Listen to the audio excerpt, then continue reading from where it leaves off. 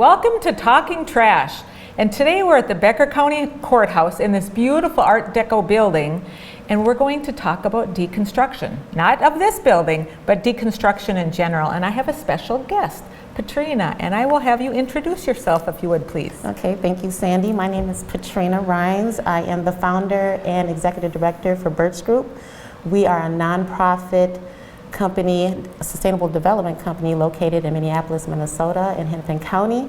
We offer full deconstruction, selective or partial deconstruction, as well as salvage work and strip out, or what they call soft stripping. We also have a reuse store called Scrapbox Salvage Company, and that's where we take all of our materials that we collect during the deconstruction phase, Sandy, and bring them back to our store to resell to the public.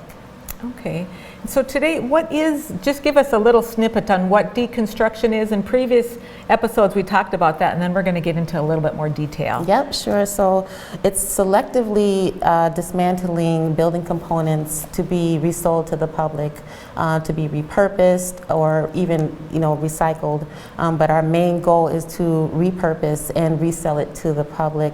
And so, again, with the three types of deconstruction. We have full deconstruction, we have selective and partial deconstruction, and the soft strip out and salvage work.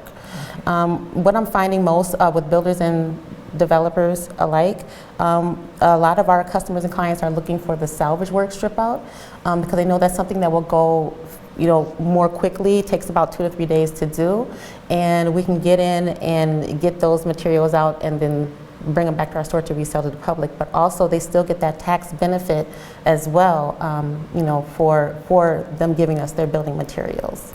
And it's not just for big industrial type buildings. No. We have, in rural Minnesota, we have big industrial buildings, but we have a lot of older cabins, lake homes that are being redone. Would that, something like that? That what we would love, because we're looking for that old growth lumber as well. The old Douglas fir and hem fir lumber, we actually do, that is like a bestseller, one of our best sellers within our salvage store, and people are really, looking for. So again, if you do have an older home, that's excellent for us. And we don't want to see that go to the landfill or the waste stream. I mean, that's like heartbreaking for us to see that go. We'd rather bring it back to the store. We can either make furniture out of it, we can repurpose it into something else to be sold. We're trying to instill sustainable building practices within others, and that's why we do educate and advocate through schools, even like Dunwoody and the University of Minnesota we have done as well, just to kind of put it out there and have them start early. Even with like the designers at schools, have them kind of start early of thinking about utilizing this in their designs when they go out into the world of even utilizing salvage goods for their designs. So when people talk about character, a lot of times that's what you're deconstructing. You're taking, it's the old wide, thick moldings and the beautiful. You can't get that anymore. You can't get that anymore. No, you cannot. And we have lots of good old buildings in Becker County and rural northwest Minnesota. Yes. So just give us a few examples of what kind of things besides the old moldings. What else? Well, like I can tell you in one regards, we had railroad ties. We've made benches out of those. Even like timbers. There were some timbers that we had and we dug them out of the ground, had a multitude of them, and we made benches out of those as well.